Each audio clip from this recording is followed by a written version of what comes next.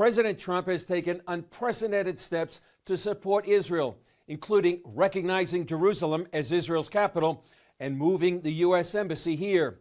Now the administration is taking another controversial step by working with Israel to annex Jewish communities in Judea and Samaria. As Julie Stahl reports, this comes in the face of major opposition in the Middle East and beyond. Prime Minister Netanyahu recently presented his reasons for wanting to put annexation to a vote in Israel's parliament in July. 3 months ago, the Trump peace plan recognized Israel's rights in all of Judea and Samaria. And President Trump pledged to recognize Israel's sovereignty over the Jewish communities there and in the Jordan Valley. A couple of months from now, I'm confident that that pledge will be honored, that we will be able to celebrate another historic moment in the history of Zionism. Netanyahu and other Israelis see this area as the biblical heartland, first settled by patriarchs Abraham, Isaac, and Jacob. It also serves as the ancestral homeland of the Jewish people who returned here after nearly 2,000 years. Yet many international governments and organizations opposing annexation label it the West Bank, part of a future Palestinian state. As you know, this runs counter to international law, violates existing agreements, and is not in line with international Security Council resolutions and Council conclusions of the European Union. Palestinian Authority President Mahmoud Abbas plans to scrap all deals with Israel and the U.S., including security agreements, to protest annexation. Neighboring Jordan also issued a veiled threat. The words of His Majesty the King of Jordan were very clear. We will not accept annexation of Palestinian lands, and based on that, our chances to reconsider this relationship with Israel in all its dimensions. But Middle East analyst Caroline Glick argues annexation would improve Israel's standing. It's obvious that Israel's strategic position in the region, in Judea and Samaria, and also throughout the Middle East is going to be vastly improved after we do this. And if we don't do this, not only do we harm our relations with the Trump administration, but we undermine our credibility as a strategic actor in the region. The Trump administration is now working to draw up a map along with Netanyahu to determine what the annexation would look like here on the ground. The July timing is important as both Netanyahu and the Trump administration want to make this happen long before November's presidential election. For more analysis, we talked with Middle East expert Caroline Glick. Glick is the senior columnist at Israel Hayom and the author of The Israeli Solution, a one-state plan for peace in the Middle East. Caroline, thanks for joining us on CBN News. You've called the trial of Benjamin Netanyahu a show trial. Why do you say that? And what do you think is at stake for not only Netanyahu, but for Israel as well? The reason that I called it a show trial is because Netanyahu has been indicted and is now standing trial on charges that don't exist in Israel's penal code or in Israel's law books. The state prosecution invented a concept of bribery, which is that a politician accepts a bribe when he gets good media coverage for supposed favors that he does for media owners. This doesn't exist on any law book anywhere in the world, not in Israel, not in the United States, not in any democracy, because what it basically does is it criminalizes politics. And the same is true of the other two charges, that they were just arbitrarily determined by an out-of-control state prosecution that was hell-bent on criminalizing Netanyahu for actions that are not criminal under our laws. That's why it's a show trial. Yeah, why do you say that's so dangerous to have this criminalized trying to get favorable press coverage? Because it means that the profession of journalism is a crime. Because it means that any journalist who provides positive coverage for a politician or public servant is liable to find himself or herself under investigation for offering bribes to politicians, and any politician who has any sort of positive relationship with a journalist can be accused of accepting bribes. So it causes mass detriment and really destroys the whole concept of freedom of the press in Israel, and also criminalizes politics. So this isn't even a slippery slope. This is the state prosecution in Israel jumping off the cliff for the sole purpose of trying to criminalize the prime minister and get rid of him through anti-democratic ways. I mean, he was indicted, and then he was again, he won the greatest victory in terms of the actual number of votes that he received in his entire political career. So, I mean, it's really a testament of the fact that the public doesn't buy the charges and is not interested in having him leave. If this trial goes on for years, like many people say it will, what impact could that have on Netanyahu and what he's able to accomplish? Well, obviously, it's got to be a major distraction, not only for him, but for everybody. I mean, he's at the cusp of enacting the most important change in Israel since 1967, which is to apply Israeli law to parts of Judea and Samaria, our ancestral homeland.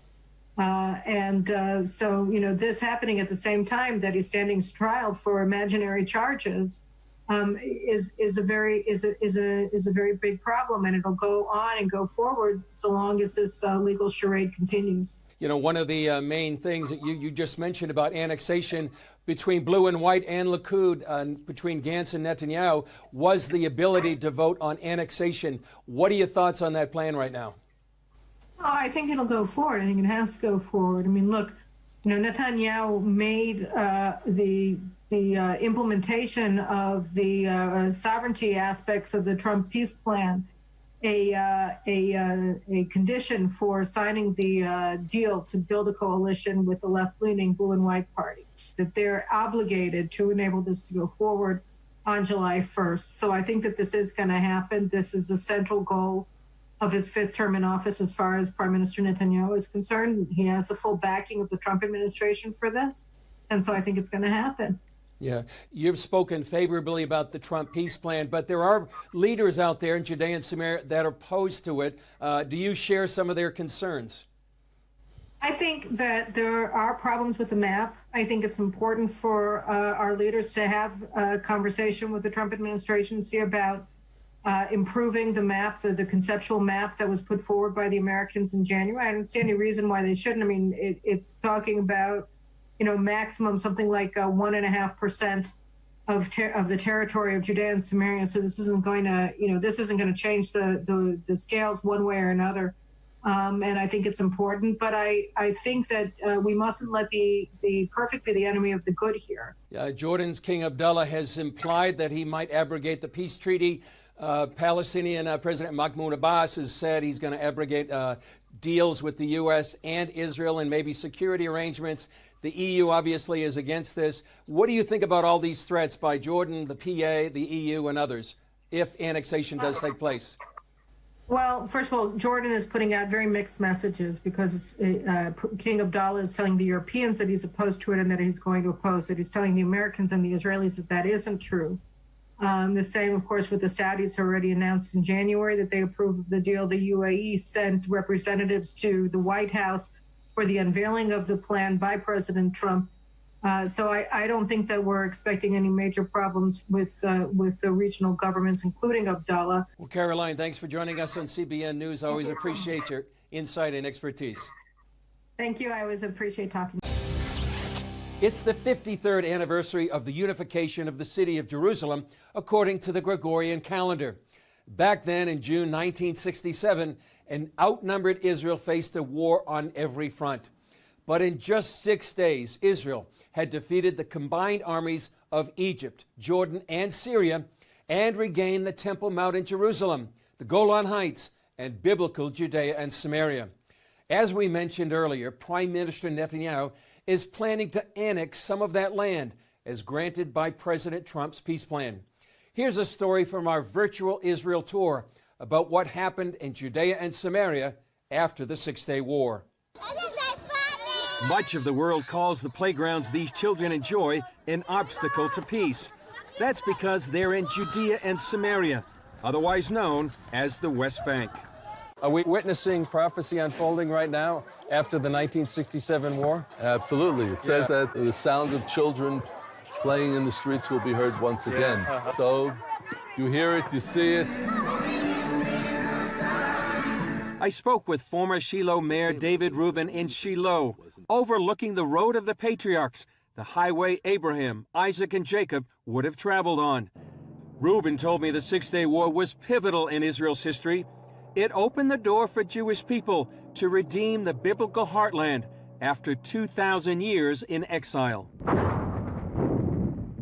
Places like Jerusalem, home of 2 consecutive Jewish temples; Bethlehem, the birthplace of Jesus; Hebron, where Abraham, Isaac, and Jacob and their wives are buried; and Shiloh, where the tabernacle stood for 369 years.